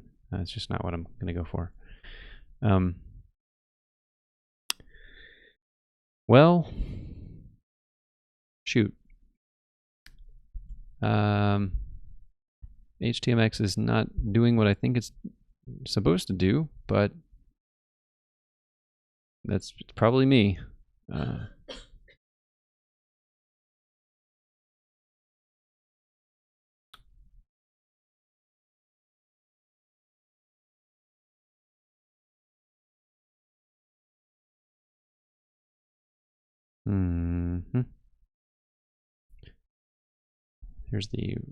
There's the reference, and let's see if we can find key up. Nope. This brings us back to that page we were just on. Key up is only mentioned here in like 2 places. I wonder if this is like coming from JavaScript itself or the browser itself. Browser key up event. Yeah, there's probably some like official definition of events that the browser can fire. Maybe that's why it's not defined.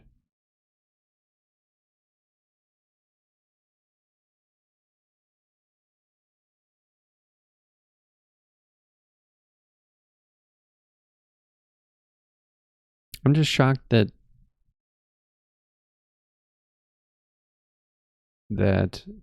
this trigger doesn't seem to be doing what I expect it would do. Like if this is the event name, which clearly maps to the documentation that the person has here, key up, and we're saying once. I mean, I could take out the once part. Let's see what happens with that when I do that. So now we're coming back to the last one, and there's a delay of 1 second. So blah, blah, blah, blah, blah.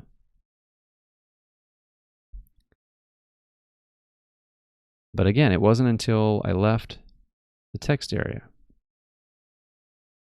Now this is a new library, so maybe it's possible, or either that or, well, browser text area key up.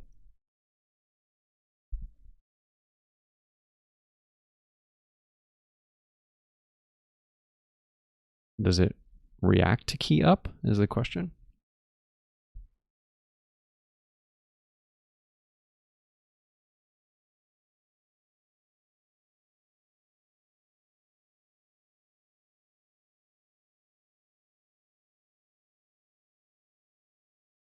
What is this person saying? They're saying use, well, what's the question?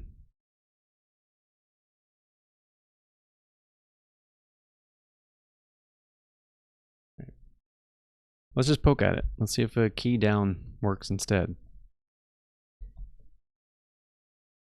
Because it's seeming like text area is not respecting key up, or htmx is not respecting key up, the key up event.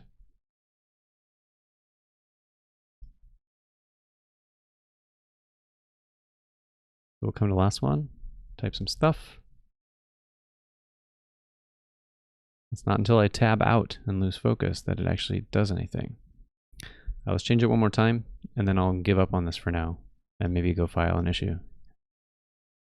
Or maybe there's a known issue. Although I'm doing this on a span, so maybe that's the problem. I bet that's the problem. The trigger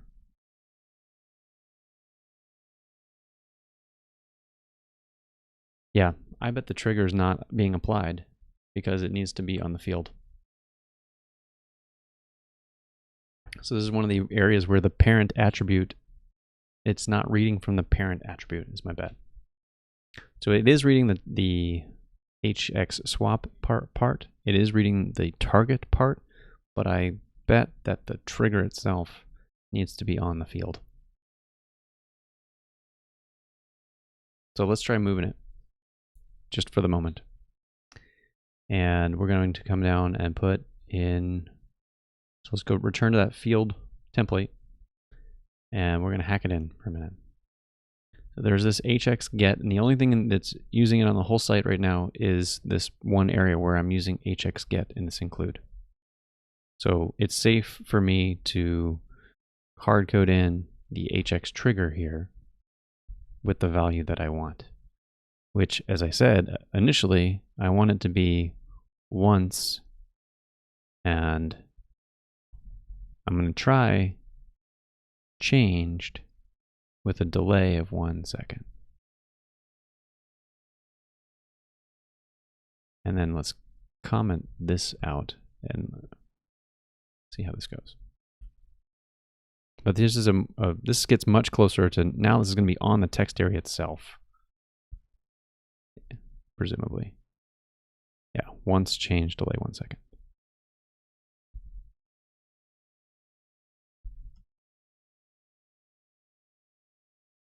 Oh, that didn't work at all. Curious. So I went, all right, let's go and put in once key up changed for a delay of 1 second. Because that was the other example, wasn't it? They have, well, they don't have once, but they have key up changed, delay 1 second.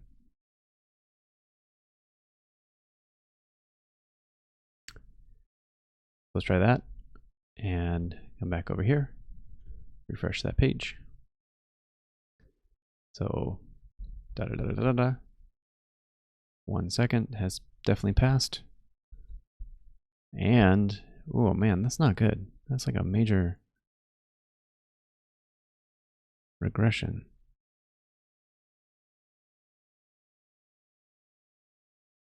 HX trigger. Once, key up, changed. Delay, 1 second. Can we get any kind of trigger at all? Let's take out the once.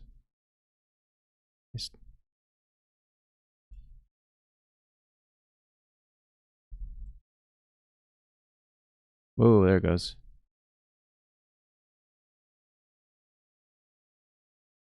But here's the problem with this. Now, if I do this, if I come back in and add more, boom, it just added another 5. That's bad. So it's really critical that this once aspect work.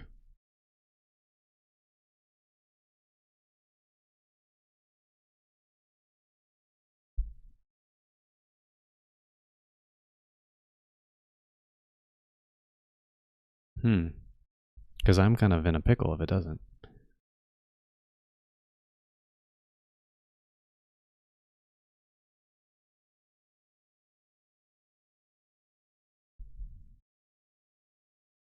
And it seemed like when I had once on there, it didn't work at all. It went from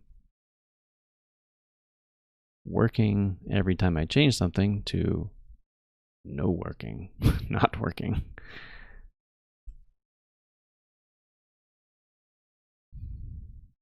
Let's put it back in.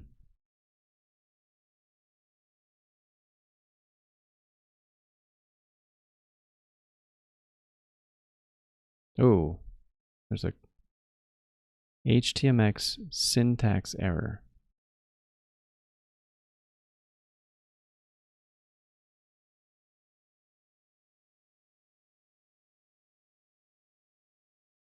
It's minified, so I can't tell.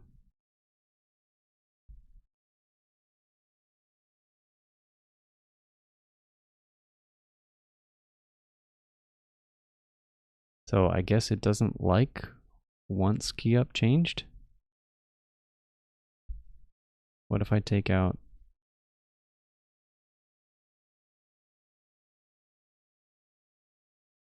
Well, hold on. Is once a new feature?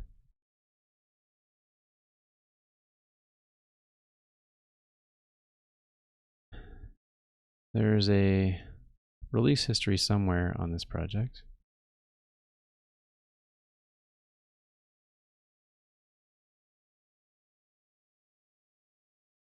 Come on, I was just looking at it earlier today. Where did it go? There it is, announcements. So I'm on htmx 1.1. Here's 1.2.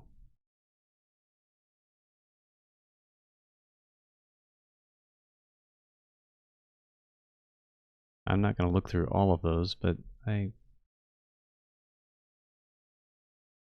don't know when once was added.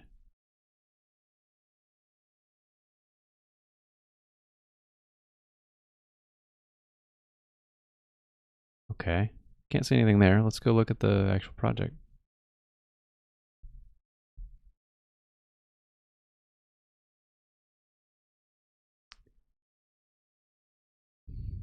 Once. Well, there's none on this first page. Once. Not on the second page.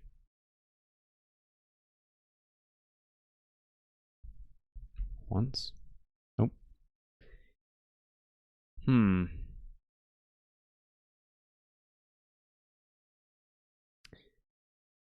Well, phooey.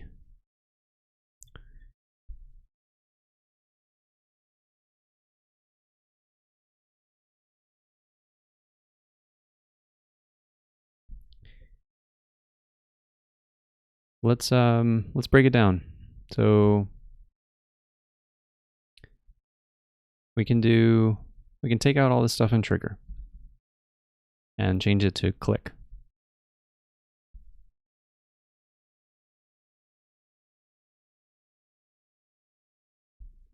And refresh the page. And now this should fire as soon as we click on it. And it did, I guess, but it put it. Did it also move the thing? That was weird. Okay, not gonna think too hard about that. So click works, no console error. Now let's switch it to changed, because that is supposed to be the default for text area. Refresh.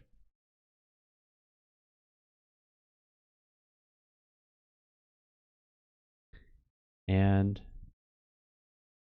type some stuff, lose focus. Didn't work. Why?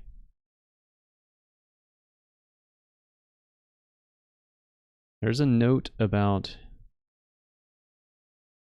change versus changed, but the examples on the trigger section show changed as in past tense. Click, click, click. Change is the name of the event. Changed is the name of the modifier. Oh.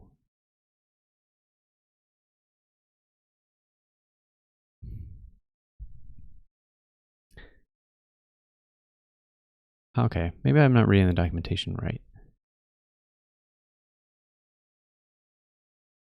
HX trigger tells you what triggers the AJAX request. A trigger value can be one of the following. The event name.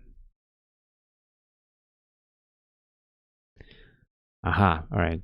So I think I'm combining. So changed is not right. Changed, it should be change. That's the event.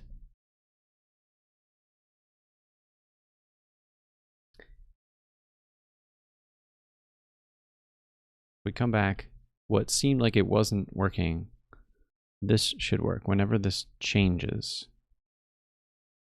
Like, so there we go. It rendered 1, 2, 3, 4, 5 forms as soon as I lost focus. The change happened.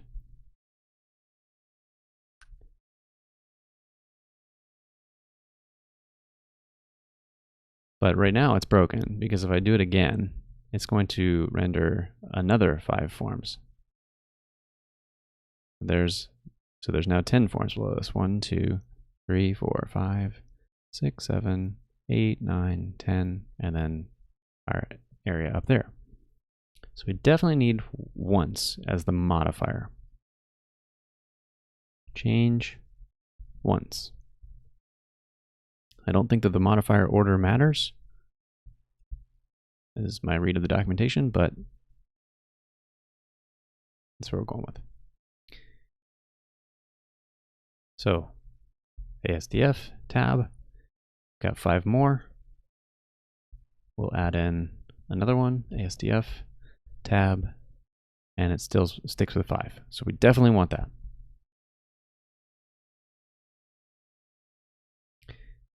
All right. But as I said, I'd rather do it on a key up.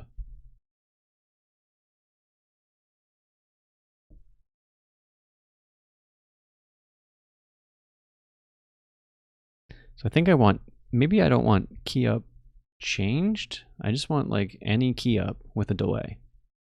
And I only want it to happen once. So let's change it from change to key up, because that's the different event. We'll do it once, and then we'll do delay of 1 second.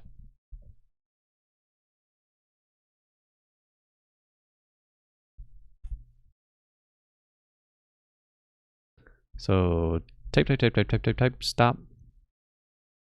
Boom, bunch of stuff. 5 new fields, 5 new forms. Type, stop. No more. Okay, good.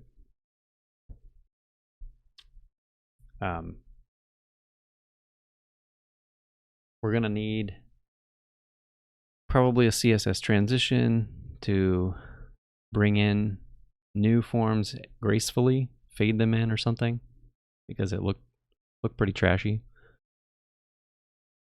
I think I also want to dramatically reduce the number of forms that come back. Probably just down to 1. The other thing I want to do is I put the trigger in the field, but now I'm not so convinced. Like, we had the wrong stuff in the trigger above, so I'm not convinced that we need to put it here. So let's take this stuff for a moment and try and put it back in the parent. Now that I know this is the configuration that I know it works somewhere.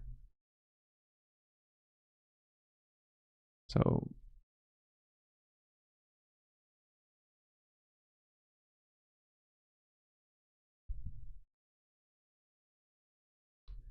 let's put it like this for the moment. So I know that works, and I've removed it and removed it from the field and moved it up to parent. Let's make sure it still works.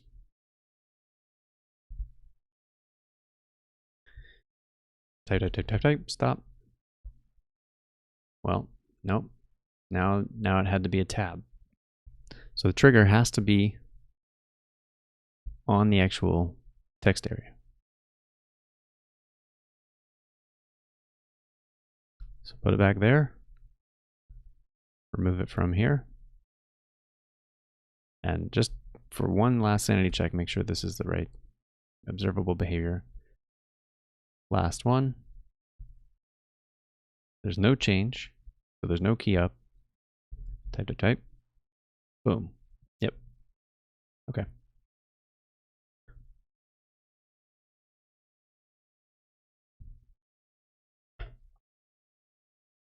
All right, I think that's illuminating. So we're going to need, I need to pass in an hx trigger to the field. That's unavoidable.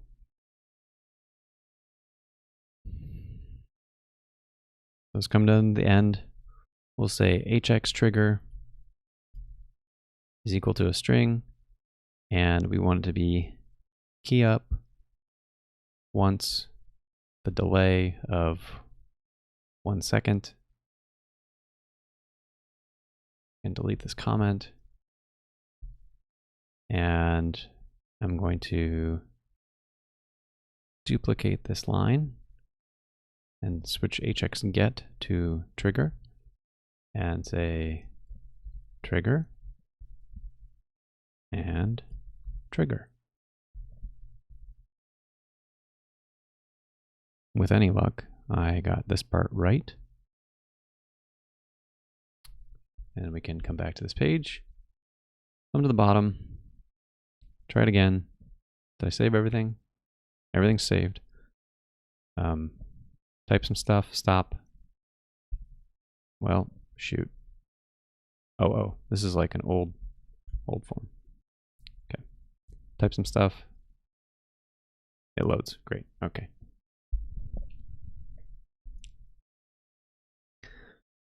Wow, that was significantly harder than I wanted it to be. We didn't even get to any of like the population of the real form data, and going for 2 hours and 15 minutes. So this is probably where we're going to stop. We have at least the kernel of it seems to work, of what needs to go in here, and the rest of it is like data population and filling in with the real values. And unit tests and like access control stuff and a bunch of things that probably need to go in there. Although it's just an empty form, so the access control, like I'm gonna think about this one thing before we get too far. Like, does it really need? What we're really doing is some server-side rendering of a template that we're dropping in to the client, rather than doing client-side rendering in the browser.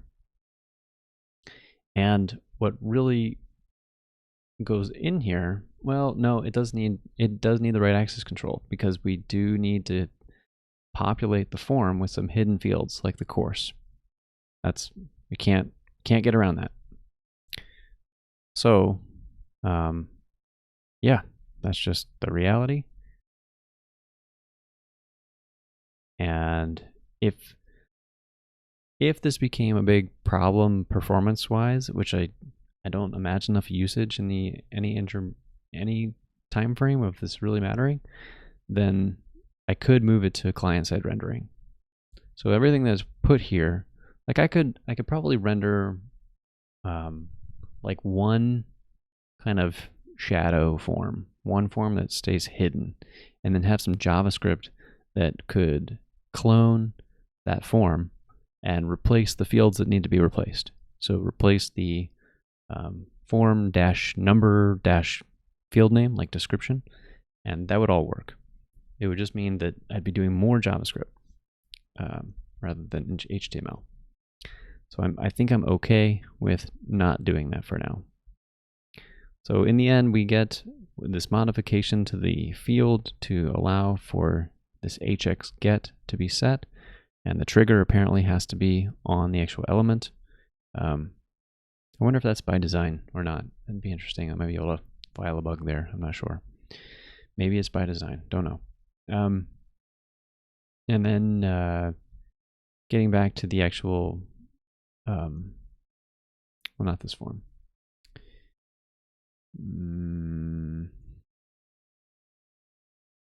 Where were we? We were on the single form. Yeah.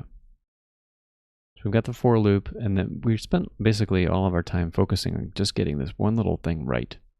But it's a critical thing. It's the thing that actually does the swapping.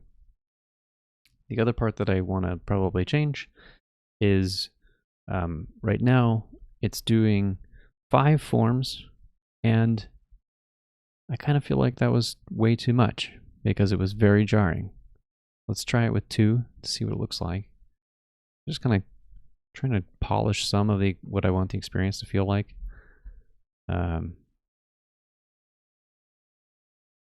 Yeah, so the jump there was no good. So there needs to be ideally like a fade in transition. So there's probably some CSS transition work that needs to happen. There is documentation in htmx about there are certain CSS classes that are, tag classes that are added to an attribute while htmx is doing its job. And so the documentation talks about what do you want to do during CSS transitions. And it seems like it's actually not super hard. So it does a swap, it puts in stuff later, and then there's kind of a 2-phase approach to this, and it will add in the attributes, and the attributes will be like, one of these attributes will be kind of a fade in thing that we can do with a transition. Because I think what that's going to solve in this page is people are going to be pretty confused if, let's say, they're on the bottom of the page.